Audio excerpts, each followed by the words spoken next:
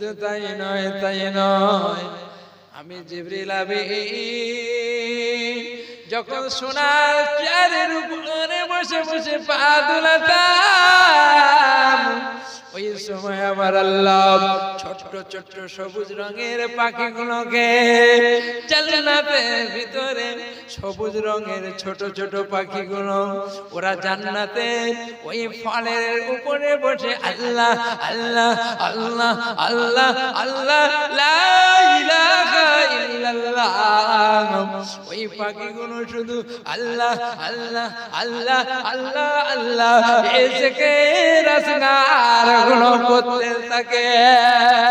ইয়া রাসূলুল্লাহ ইয়া হাবিবাল্লাহ, ওই সবুজ রঙের ছোট ছোট পাখি এত সুন্দর তাদের কণ্ঠা, এত সুন্দর তাদের গলার এলাকা আমার আল্লাহ পাক দান করে দিয়েছে। ওই পাখিগুলো যখন আল্লাহ আল্লাহ আল্লাহর জিকির করে, আমি জিবরিল আমিন ওই আল্লাহ আল্লাহর জিকিরের আওয়াজ এ সোনার চেয়ারের উপরে বসে বসে আমি জিবরিল আমিন মোহিত হয়ে যেতাম। ইয়া রাসূলুল্লাহ ছোট ছোট সবুজ রঙের পাখি, তাদের কি গলার এলহান কনসা, আল্লাহ আল্লাহর যখন জিকির করে আমি জিবরিল আমিন মোহিত হয়ে ওদের ওই জিকিরের আওয়াজ শুনতাম। জোরে বলুন, আর একটু জোরে হবে না? ইয়া রাসূলুল্লাহ ইয়া হাবিবাল্লাহ, যখন আল্লাহ আল্লাহর জিকিরে মোহিত হয়ে যেতাম আমি জিবরিল আমিন ওই ছোট্ট ছোট্ট পাখির আল্লাহ ওদের কি কণ্ঠ আল্লাহ আপনি দান করেছেন, আমি জিবরিল আমিন ওই গলার আওয়াজ গলার স্বর কানে শুনে মোহিত হয়ে যেতাম। আল্লাহ কি আপনি গলার এলাহান দান করেছেন, পৃথিবীর কোন গায়ক গায়িকার গান, পৃথিবীর কোন মানুষ যদি একবার জান্নাতি ওই সবুজ পাখির গলার আওয়াজ জিকিরের আওয়াজটা পৃথিবীর কোন নরনারী একবার শুনতো, পৃথিবীর কোন গায়ক গায়িকার গান আর জীবনে কানে নিত না। ইয়া রাসূলুল্লাহ ইয়া হাবিবাল্লাহ, আপনি তো জান্নাতের ওয়াজ কানা শুনলেন। আল্লাহর নবী ওই সময় বলেছিলেন ইয়া আখি জিবরাইল, আয় আমার ভাই জিবরাইল, এতক্ষণ তো জান্নাতের ওয়াজ শোনালে, আমি রাসূলুল্লাহ আপনাকে প্রশ্ন করতে চাই, ভাই জান্নাতের ভিতরে আর কি কি দেখেছো একটু মনে করে বলো।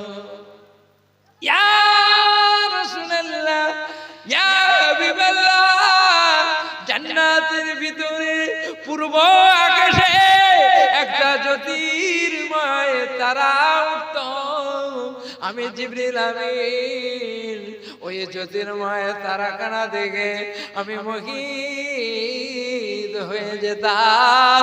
আল্লাহ ওই তারাটা ওঠার সঙ্গে সঙ্গে জান্নাত খানা নূরের আলোতে আলোকিত হয়ে যায়। ইয়া রাসূলুল্লাহ ইয়া হাবিবাল্লাহ, ওই জ্যোতির্ময় তারাটা আস্তে আস্তে করে যখন অস্তমিত হয়ে যায়, আমি জিবরিল আমিন আমার মনটা খারাপ হয়ে যায়, আর আমার ভালো লাগতো না। আমি সোনার চেয়ারের উপর থেকে উঠে পড়তাম। আল্লাহ নবী ওই সময় বলেছিলেন ইয়া আখি জিবরাইল, এ জ্যোতির্ময় তারাটা তুমি দেখেছো? ভাই জিবরিল আমিন ওই তারাটার জন্ম কবে একবার বলো। জিবরিল আমিন বলেন, ইয়া রাসূলুল্লাহ, ইয়া হাবিবাল্লাহ, বয়সের কথা আপনাকে কি বলবো। ওই জ্যোতির্ময় তারাটা উঠেছে আর ডুবেছে ইন্টারভেল 70 বছর। আর কেউ বলেছে কোন কিতাবের রাবি 70,000 বছর, কেউ বলেছে 70 বছর। অন্তরে অন্তরে মতভেদ রয়েছে। ওই জ্যোতির্ময় তারাটা উঠেছে আর ডুবেছে। আমি জিবরিল আমিন ওই তারাটাকে নিজের চোখে 72,000 বার দেখেছি। জোরে বলুন, কতবার দেখেছি? 72,000। 70,000 ইন্টু 72,000 গুণ করলে টোটাল অঙ্কটা বেরিয়ে যাবে। ইয়া রাসূলুল্লাহ, আল্লাহ, যে আমি ওই তারাটাকে দেখেছি, তার আগে আমি জিবরিল আমিন আমার আল্লাহ জান্নাতের মধ্যে দেশে, তাহলে আমি জান্নাতের ভিতরে ওই তারাটাকে এত বছর 70,000 বছর 70 বছর অন্তরে অন্তরে আমি 72,000 বার ওই জ্যোতির্ময় তারাটাকে যদি দেখে থাকি, তাহলে আমার বয়সের অঙ্কটা, ইয়া রাসূলুল্লাহ, আপনি অঙ্কটা করে দেখেন আমার বয়সটা কত। আল্লাহর রাসূল বলেন, তা আমি বলছি না, ওই তারাটার জন্মটা কবে বল। ইয়া রাসূলুল্লাহ, হাবিবাল্লাহ, তারাটা উঠেছে ডুবেছে 72,000 বার দেখেছি, ঠিক আছে। 70,000 বছর অন্তরে অন্তরে 70 বছর পর পর উঠেছে, তাও ঠিক আছে, কিন্তু তারাটার জন্ম কবে তা তো বলতে পারবো না। আল্লাহর রাসূল বলছে, ওটা তো পারবে না তুমি। ও ভাই জিবরিল আমিন, ওই যে জ্যোতির্ময় তারাটা উঠেছে আর ডুবেছে, উঠেছে ডুবেছে, তুমি তারার জন্ম বলতে পারলে না। ওই তারাটা অন্য কেউ না, ওই তারাটা হলাম আমি নবী মুহাম্মদ। একটু জোরে জোরে বলুন, আর একটু জোরে বলুন। ও ভাই জিবরিল আমিন, যদি ওই তারাটা আমি নবী মুহাম্মদ হই, আমাকে তুমি এতবার দেখেছো, তাহলে ওই তারাটা হলাম আমি নবী মুহাম্মদ। ও ভাই জিবরিল আমিন, তুমি যে বয়সের বড়াই দেখাচ্ছিলে, ওই তারাটা হলাম আমি নবী মুহাম্মদ। আউয়ালু মা খালাকাল্লাহু নূরে, আমার আল্লাহ পাক তার নূরে মুহাম্মাদির নূরকে সর্বপ্রথমে তৈরি করেছে। জোরে বলে, আর জোরে বলে, নারে দেখবে, নারে দেখবে, আরো জোরে দুরূদ শরীফ, আল্লাহুম্মা সাল্লি আলা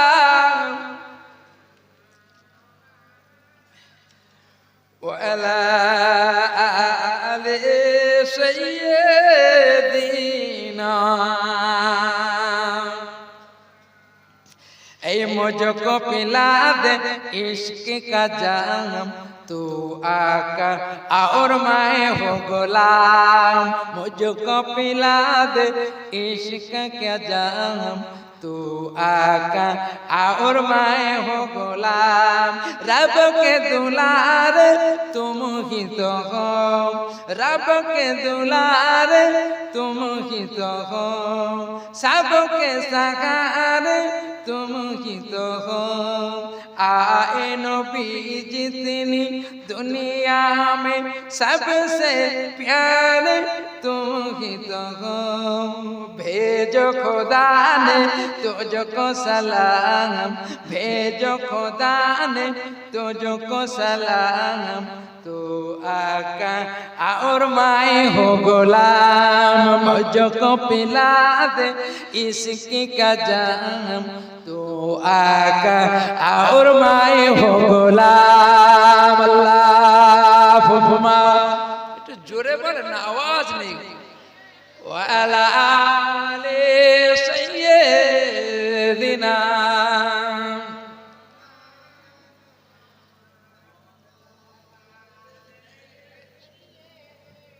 मौलाना मोहम्मद हमें जा दिल से प्यारा मोहम्मद मोहम्मद के हम गए हमारा मोहम्मद ये आँखों में आए तू कब तक रखेगा ये पर्दा हमारा तुम्हारा मोहम्मद अल्लाहुम्मा जोरे सल्ले अला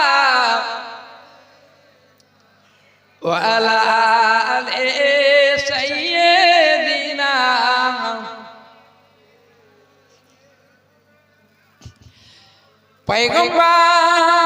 पैगंबरों का रोज़ा दिखा दे खुदाया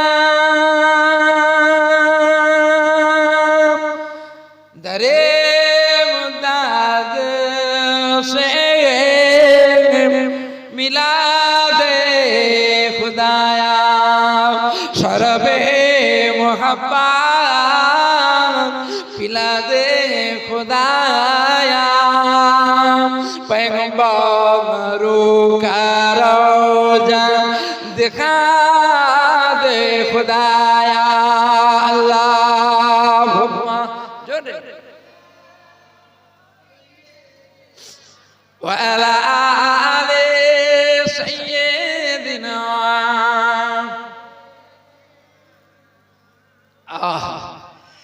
রসুলের মহব্বতে আপনারা এতক্ষণ বসে আছেন সকলে একবার আমার সাথে পড়েন না ইয়া রাসূলুল্লাহ সবাই একসাথে ইয়া রাসূলুল্লাহ ইয়া হাবিবাল্লাহ আর জোরে ইয়া রাসূলুল্লাহ পাই যদি নবী গো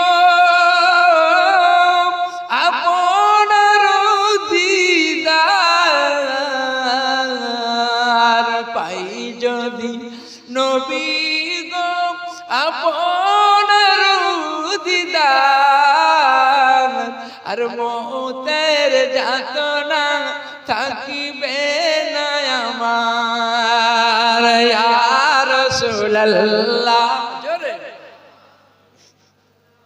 ইয়া রাসূলুল্লাহ রাসূলুল্লাহ আমার মওতের নিদান কালে থাকিও নবীজি আমার শিয়রে দেখিব আপনাকে আপন নজরে ইয়া রাসূলুল্লাহ ইয়া রাসূলুল্লাহ Allahumma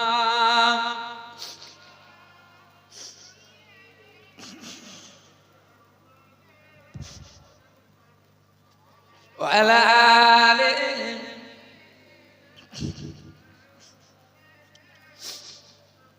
আমার ভাইজানেরা আল্লাহ রাসূলুল্লাহ হাবিব আল্লাহর নবী তার জীবন জিন্দেগিতে বহু কষ্ট সিদ্ধান্ত করেছেন আবু জেহেল আবু লাহাব উতবা সাহেবরা আমার নবীকে বড় কষ্ট দিয়েছেন হাতের মুঠোর ভিতরে পাথর কাকরগুলো নিয়ে আবু জেহেল চলে আসতো ভাইপো মুহাম্মদ একবার বলো আমার হাতের মুঠাতে কি আছে আল্লাহ রাসূল এই সময় বলে ও চাচা জান আমি আর কি বলবো আপনার হাতের মুঠোর মধ্যে কি রয়েছে ওই মেটাল আপনাকে বলে দেবে আপনার কানের কাছে একবার লাগিয়ে দেন আবু জেহেল একবার কানের কাছে লাগিয়ে দেওয়ার সঙ্গে সঙ্গে এ পাথর থেকে আওয়াজ আসে আশহাদু আল্লা ইলাহা ইল্লাল্লাহু মুহাম্মাদুর রাসূলুল্লাহ বলার সঙ্গে সঙ্গে আবু জাহেল পাথরগুলো ছুঁড়ে ফেলে দিয়েছিল। বাবা আমার ভাইপো বড় জাদুকর, এ পাথরের মধ্যে জাদু করে দিয়েছে, পাথরের মধ্যে জাদু করে দিয়েছে।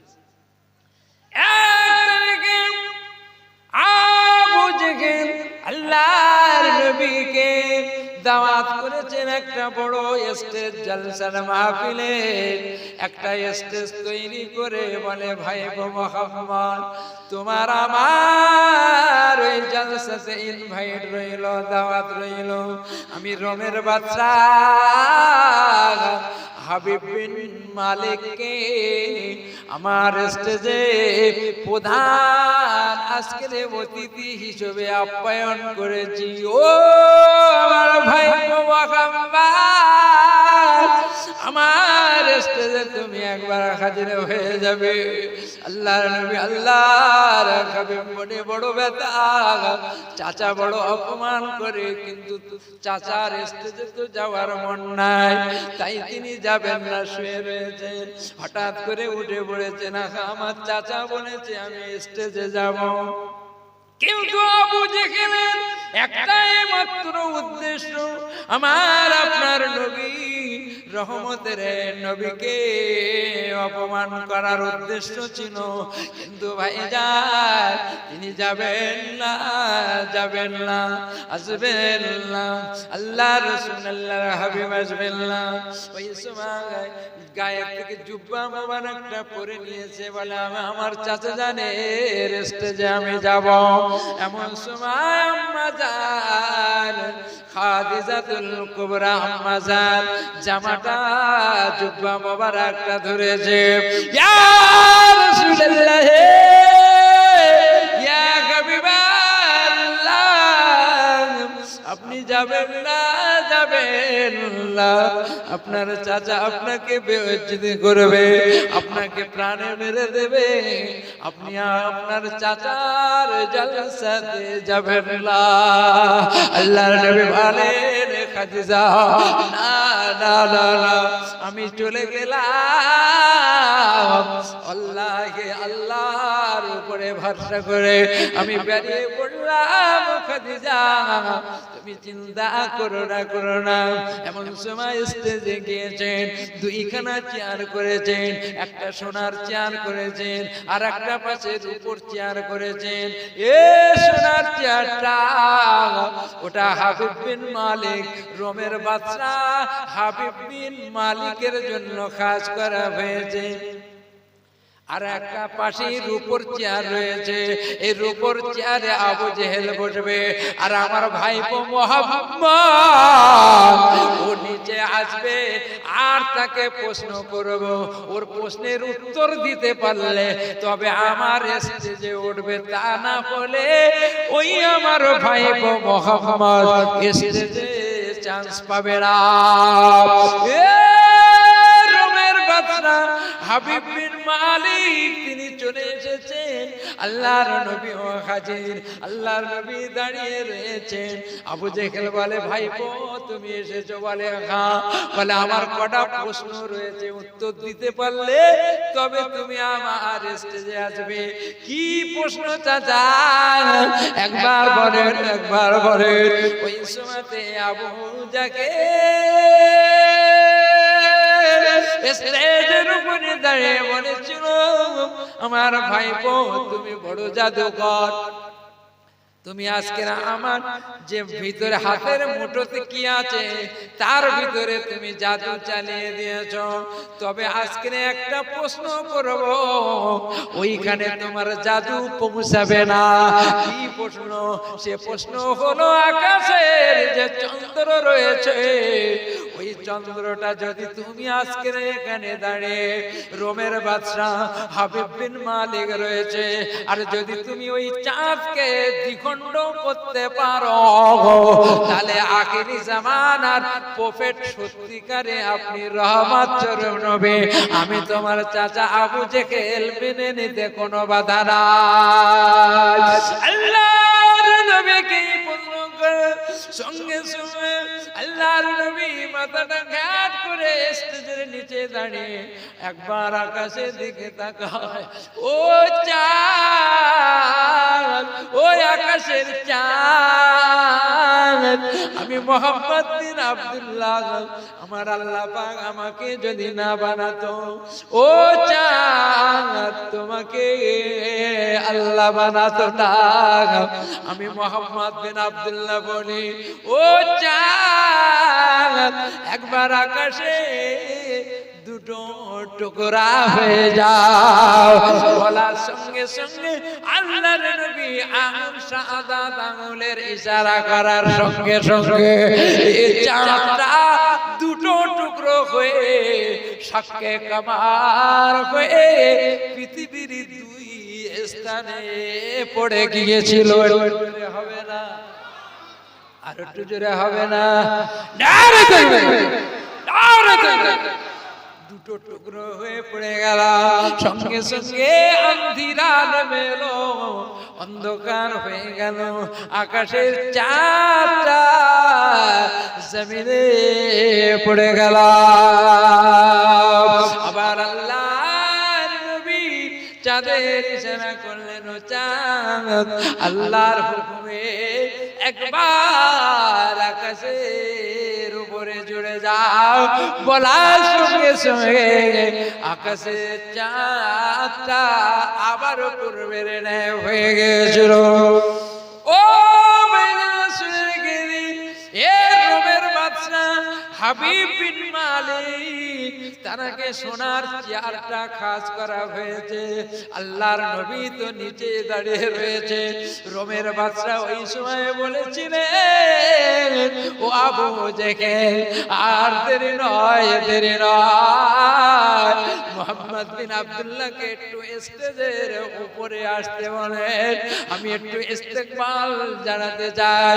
উপরে যখন চলে এসেছে রোমের বাদশা, ওই সময় হাজার হাজার মানুষের সম্মুখে রোমের বাদশা হাবিব বিন মালিক আল্লাহর রাসূলকে বলে, ও দয়ার রাসূল, ও মোহাম্মদ বিন আব্দুল্লাহ, আপনারা হাতটা একবার বাড়িয়ে দেন। আমি রোমের বাদশা হাবিব বিন মালিক আর সহ্য করতে পারি না, পারি না। আমি এখনই আবু জেহেলের স্টেজে দাঁড়িয়ে মোহাম্মদ বিন আব্দুল্লাহ আল্লাহর নবীর হাতে হাত দিয়ে ঈমানের কালেমাটা আমাকে একবার পড়িয়ে দিন। আল্লাহর নবী বলে, ও রোমের বাদশা হাবিব বিন মালিক, একবার পড়ে দিন, আশহাদু আল্লা ইলাহা ইল্লাল্লাহু মুহাম্মাদুর রাসূলুল্লাহ সাল্লাল্লাহু আলাইহি ওয়াসাল্লাম। রোমের বাদশা হাবিব বিন মালিক ঈমানের কালেমা পড়ে যেই না মুসলমান হয়ে গেলেন, রোমের বাদশা এই সময় বলেছিলেন, ও আবু জেহেল, ও আবু জেহেল, আমি রোমের বাদশা মুসলমান হয়ে গেলাম, কিছু মনে নিও না, মনে ব্যথা নিও না। এই যে সোনার চেয়ারটা রয়েছে, আমি হাবিব বিন মালিক এই মোহাম্মদ বিন আব্দুল্লাহর জন্য আমার ওই সোনার চেয়ারটা, আজকে আমি সভাপতি ছিলাম, আমার সোনার চেয়ারটা এই মোহাম্মদ বিন আব্দুল্লাহকে আমার সোনার চেয়ারের উপরে বসিয়ে দিলাম। একটু জোরে বলুন সুবহানাল্লাহ। নারে তাকবীর, নারে তাকবীর। আল্লাহর রাসূলকে যত অপমান করতে চাইলো আমার আল্লাহ পাক ওই জায়গায় সম্মান তত জিয়াদা করে দিয়েছে। জোরে বলুন আল্লাহর রাসূল ওই সময় দাঁড়িয়ে যান। আবু জেহেলের হাজার হাজার শাগরেদেরা আল্লাহর নবী নুরানি চেহারা দেখে আর সহ্য করে থাকতে পারেন না, ওই আবু জেহেলের স্টেজের থেকে দাঁড়িয়ে দাঁড়িয়ে আল্লাহর নবীর হাতে হাত দিয়ে সব কলেমা পড়তে আরম্ভ করেছে। আবু জেহেল বলল, হায় হায়, আমি যে তাকে অপমান অপদস্থ করব বলে যে জলসার আয়োজন করলাম তার অপোজিটটা আজকে ঠিক ঘটে গেল। আল্লাহর নবী আল্লাহর হাবিবের জীবনে বহু যুদ্ধে ঘাত প্রতিঘাত হয়েছে। আল্লাহর নবী কোন জায়গায় যুদ্ধ জিহাদ করেন নাই, আল্লাহর রাসূল কোন জায়গায় তরোয়াল নিয়ে আগে কাউরে প্রহার করেন নাই। আল্লাহর রাসূল নিজে যুদ্ধ করেছে এমন কোন ইতিহাসে প্রমাণ নাই। আল্লাহর রাসূলের উপরে আঘাতের উপরে আঘাত হেনেছে। আবু জেহেল আবু সুফিয়ানেরা যখন মারতে যায়, আল্লাহর রাসূল উনি ঢাল স্বরূপ ওই যুদ্ধের ময়দানে যুদ্ধগুলো শুধু সেভ করেছে। আল্লাহর রাসূল সরাসরি কোন যুদ্ধ করে মানুষকে দুনিয়ার বক্তে শেষ কতল করেন না। ও আল্লাহর নবী এত রহমতের নবী, আমার নবী বা এত ঘাত প্রতিঘাতের পরেও আমার আল্লাহ বা তার বন্ধুকে জিবরিল আমিন মারফতে আল্লাহর রাসূলকে অক্ষত আল্লাহর রাসূলকে সুস্থ রেখেছিলেন। একটু জোরে বলুন, আর একটু জোরে বলুন। আল্লাহর রাসূলকে অপমান অপদস্থ হতে হয়েছে। আল্লাহর রাসূল 313 জনকে নিয়ে বদরের প্রান্তরে যুদ্ধ করলেন। আল্লাহর রাসূল বদরের প্রান্তরে যুদ্ধ করবেন। ওই সময় মসজিদে নববী শরীফটা ফাঁকা, কেউ নাই, কেউ নাই। মসজিদে নববী শরীফটা ফাঁকা, 313 জন সব যুদ্ধের ময়দানে বদর প্রান্তরে চলে গেল। মদিনা শরীফে ছোট ছোট দুটো বাচ্চা তার মাকে প্রশ্ন করে, আম্মা আজ মসজিদে নববীতে একটাও লোক নাই কেন? বলে, ও আমার বাচ্চারা, আল্লাহর রাসূল আজ বদরের প্রান্তরে 1000-এর পক্ষে 313 জন বাবা বদর প্রান্তরে আল্লাহর নবী চলে গেছে। এই জন্য তুমি মসজিদে নববী ফাঁকা দেখতে পাও। ও আমার আম্মা জান, ও আমার আম্মা জান, বড় মানুষেরা যুদ্ধ করতে পারে, বেঈমানেরা আজ মক্কায় রাসূলের কষ্ট দিয়েছে, হয় না, আবার তারা মদিনায় এসে কষ্ট দিবে।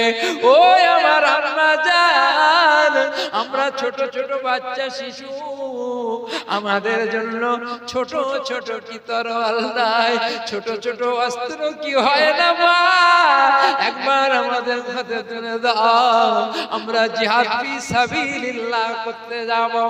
ও আমার বাচ্চারা, তোরা সব বাচ্চা